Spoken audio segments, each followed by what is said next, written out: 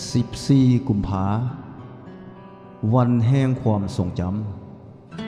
ำเคยยินคำคนเว้า14 กุมภาวันนี้ว่ามันเป็นวันฮักแห่งคนบนโลกแต่หากเป็นวันโศกของคนคือผี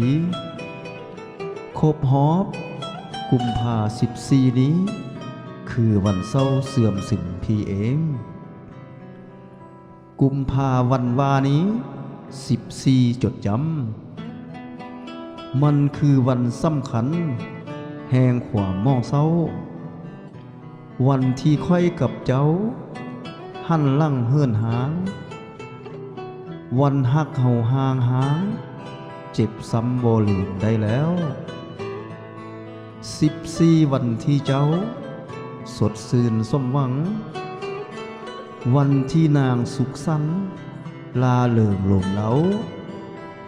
วันที่แก้มอ่อนเจ้าเข้าสมซอยซื่นสะอ่อนเด้แต่ว่ากลับเป็นวันเสะอื่นของค่อยสู่ปีลาเอ๋ยกุมภาวันแห่งหักวานี้มีเพื่อแอวกลมกลับเป็นวันมืดมนพี่สายเต็มห้อยมันเป็นวันหักค่อยลอยเลื่อนมีตาวซะแล้วเป็นวันสุดแสนเจ็บปวดร้าว14นี้ค่อยจือจำแท้นะขอขอบใจที่ติดตามรับฟัง